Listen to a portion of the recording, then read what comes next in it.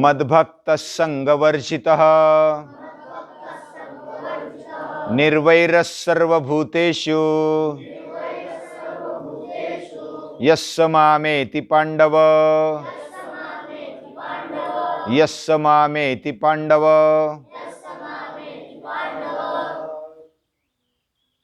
श्रीमद् भगवद गीता ये उपनिषदों का सार है। वेदों का सार उपनिषद है, उपनिषदों का सार श्रीमद् भगवद गीता है। श्रीमद् भगवद गीता ये ब्रह्म विद्या है मूल रूप में, और ये योग शास्त्र है, और श्री कृष्ण और अर्जुन का संवाद है। और ये ओम तत्सत, ओम ही सत्य है, यह गीता बताती है। ओम यानी ओम ये भगवान का ध्वनि रूप माना जाता है। अव्यक्त रूप का और व्यक्त रूप का भी बीच वाला, दोनों को समाने वाला ये रूप, ये शब्द रूप, ये नाद रूप, ये ओंकार है। और ऐसा सर्वे सर्वा भगवान, वही करता धरता है, वही हमारा निर्माता है, वही पालन करता है, वही विलय भी कराने वाला है। ऐसे महान, ऐसे तत्व को जो अपने जीवन में प्रथम स्थान देता है, उसका जीवन वो बहुत ही विशेष बनता है। भगवान का वो लाडला बन जाता है, भगवान का ही रूप हो जाता है। विश्व रूप में जब अर्जुन ने एक एक भूमिका बताई, एक स्टेप बाय स्टेप भूमिका हम आगे भी जा सकते हैं, और जो जिसको अच्छा लगे वो उस भूमिका में अपनी भक्ति कर सकता है। पितेव पुत्रस्य, पिता पुत्र की एक भूमिका है। एक पिता है, पुत्र है, लेकिन फिर भी उसमें कुछ दुरावा है। इतनी नजदीकी नहीं होती जितनी मित्र में होती है। मित्र ये बहुत कुछ बता देता है, एक दूसरे को पूरा खुलकर बताने वाला ये मित्र होता है। मित्र की भूमिका उससे भी बढ़कर भक्ति में मानी गई है। पितेव पुत्रस्य सखेव सख्यु, और उससे भी बढ़कर भूमिका है प्रिय प्रियार्यार्हसि देव सुडुम। ये जो गीता में बताया प्रिय और प्रियकर, ये दोनों की जो भूमिका है वो पूरी विलीन हो गए एक दूसरे में। ये जो भूमिका है ये भक्त की अंतिम भूमिका मानी गई है। और विलीन होकर भी जो अपना अस्तित्व टिकाना चाहता है, ऐसी अर्जुन की स्थिति हो गई है। यानी पूरे एकरूप हो गए, इसलिए अर्जुन को कृष्ण भी कहा जाता है। और वेदव्यास जी को भी कृष्ण कहा जाता है। वह कृष्ण रूप हो गए, कृष्ण की भक्ति में इतने मस्त हो गए कि वो कृष्ण बन गए। अर्जुन भी कृष्ण, वेदव्यास भी कृष्ण, और कृष्ण तो है ही। ऐसा कृष्णमय जीवन अगर करना है तो क्या करना चाहिए, तो लास्ट वाले श्लोक में बताया, मत कर्म कृन मत परमः, मेरा कर्म करने वाला तू हो जा। जो मेरा कर्म करता है, यानी कर्म किए बिना छुटकारा नहीं। हम कौन सा भी कर्म भगवद अर्पण करेंगे तो वह कृष्ण कर्म यानी कि भगवान का कर्म हो जाता है। तो मत कर्म कृन, मेरा कर्म करने वाला, मत परमः, मुझ में परायण, मुझ में एकरूप होने वाला, मद भक्तः, मुझसे जुड़ा हुआ, हमेशा के लिए जुड़ा हुआ, मद भक्ता, जो विभक्त नहीं है वह भक्त है, और संग वर्जिता, जिसने अपने जीवन में संग यानी आसक्ति छोड़ दी है। केवल एक ही एक आसक्ति है, वो भगवान की आसक्ति है, कृष्ण की आसक्ति है।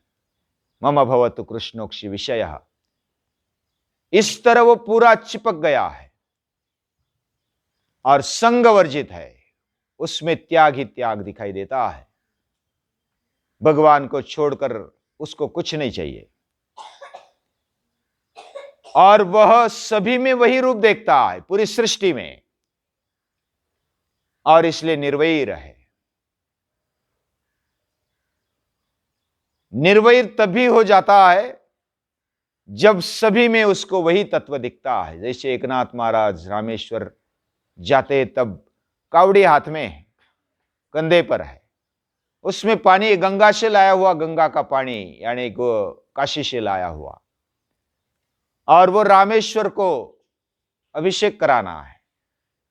वो पैदल चले हैं और एक गर्दभ गधा, वो भूखा प्यासा मरने के लिए वो अभी तड़प रहा है प्यास के कारण। वो समझ में आ गया और उसमें विश्वनाथ दिखा, काशी विश्वनाथ रामेश्वर उसी में है, ऐसा एकनाथ महाराज को लगा। उन्होंने वही पानी पिलाया उसको। बाकी लोग डांटने लगे कि ये क्या, इतना दूरी से पानी लाया और रामेश्वर थोड़ा रहा था। लेकिन ये निर्वैर है, वह सभी में सर्वभूत हिते रताः, ऐसी उसकी अवस्था हो जाती है। ऐसी निर्वैर अवस्था जिसमें शोक नहीं, जिसमें भय नहीं, ऐसी अवस्था हो जाती है। निर्वैर सर्वभूतेषु, सभी भूतों में निर्वैर की भूमिका, कोई भी वैरी नहीं, कोई भी शत्रु नहीं, ऐसा वो अपने आप को मानता है। उसके लिए जो गलत काम है वह पाप, वो उसके लिए वैर होता है, वैरी होता है। लेकिन पापी को वैरी नहीं समझता है। ऐसा शुद्ध भाव रखने वाला यस्य मामेति पांडव, हे पांडव, वो मुझे प्राप्त होता है, वो मेरा रूप बन जाता है। जैसे 90वें अध्याय में ज्ञानेश्वर महाराज को समाधि लग गई, वो एक रूप हो गए, तन्मय हो गए। वैसे यह अध्याय को देखकर, यह अभ्यास करते करते उसमें समाधि लग गई आद्य शंकराचार्य की,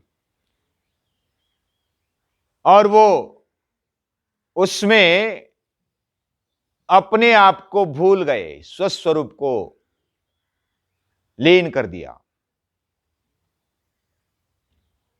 यानी उनका अगर कुछ भाष्य पढ़ेंगे तो उस भाव से, उस दिल से अगर पढ़ेंगे तो पता चलेगा कि केवल दिखाने के लिए, केवल अवडंबर के लिए, दंभ के लिए यह भक्ति नहीं होती। भगवान तू ही मेरा सर्वस्व है, त्वमेव माता च पिता त्वमेव, तू ही मेरी माता है, तू ही मेरा पिता है। त्वमेव बंधुश्च सखा त्वमेव, तू ही मेरा सखा है, तू ही मेरा बंधु है। त्वमेव विद्या, तू ही मेरी विद्या है, तू ही मेरा द्रव्य है, तू ही मेरा सर्वस्व है। त्वमेव सर्वम मम देव देव, तू ही मेरा सर्वस्व है। ऐसे हम भगवान को सर्वस्व मानते हैं, उसमें कोई अलगाव नहीं, उसमें कोई भेद नहीं, पूरी तन्मयता, पूरी तद्रूपता, उसको मत परायण बोला जाता है। मत पर यानी भगवान बोलते हैं मेरे में पर यानी परायण हो जा, उसमें तू अपने आप को खो दे, ये मत परायणता है। और मत कर्मकृत, और फिर वही कर्म होते जाता है जो भगवान के प्रति समर्पित हो। हमारे जीवन में मार्गदर्शन करने वाले जो भी है वह गुरु माने जाते हैं, जो हमारे जीवन को मार्ग दिखाते हैं, सही रास्ता दिखाते हैं, योग्य दिशा दे देते हैं और लेकर चलते हैं। वे गुरु है। वो हमारे जीवन को, हमारे पूरे चरित्र को गुरु बना देते, महान बना देते। ऐसे गुरु को नमस्कार करने का आज का दिन, यानी कि जैसे आज के दिन किया और बस हो गया काम, ऐसा भी नहीं है। गुरु को हर रोज सुबह और दिन में कम से कम एक बार याद करना ही चाहिए। जैसे माता पिता को याद करना चाहिए। पहले हमारा गुरु होता है माता, दूसरा गुरु होता है पिता, और तीसरा गुरु होता है शिक्षक। और बाकी दुनिया में बहुत सारे गुरु हम कर सकते हैं, जैसे दत्त भगवान ने किए। गुरु वही है जो लघु नहीं है। गुरु किया नहीं जाता। कोई ऐसा बोलते कि गुरु करने के लिए बहुत ढूंढते कोई कोई कि मुझे गुरु चाहिए, गुरु चाहिए। लेकिन जब हम सच्ची लगन से, सच्चे भाव से, सच्चे दिल से अगर हम इच्छा करते तो भगवान हमारे लिए गुरु भेज देते हैं। किसी न किसी रूप में हमें मार्गदर्शन मिलता है और गुरु हो जाता है। सद्गुरु उसी को बोलते हैं जो ब्रह्मानंदम परम सुखदम केवलम ज्ञानमूर्तिम द्वंद्वातीतम गगन सदृशम तत्वमच्छादिलक्ष्यम एकम नित्यम विमलमचलम सर्वधि साक्षीभूतम भावातीतम त्रिगुणरहितम सद्गुरुंतन नमामि। अभी आज की दुनिया में गुरु को ढूंढना या तो उसको पाना बहुत मुश्किल है। स्वामी विवेकानंद भी गुरु को ढूंढा, लेकिन वो जब रामकृष्ण परमहंस के पास चले गए तो वो हो गए, उनको पता भी नहीं चला मैं कब उनका शिष्य बन गया। तो भगवान वो सबसे बड़े गुरु है। गुरु भगवान भेज देता है और भगवान का रूप दिखाता है। गुरु गोविंद दो खड़े काके लागो पाए, बलिहारी गुरुदेव की गोविंद दियो बताए। भगवान को बताने वाला, उसकी ओर निर्देश करने वाला वो गुरु ही हो। और इसलिए गुरु बड़ा है। कबीर जी के सामने एक बार दोनों आ गए, गोविंद आ गया, गुरु आ गए, दोनों साथ में आ गए। किसको नमस्कार करे? भगवान खुद आ गए और गुरु भी आ गया। तो गोविंद ने ही कहा, भगवान खुद कहते हैं कि इसके पांव लगाओ।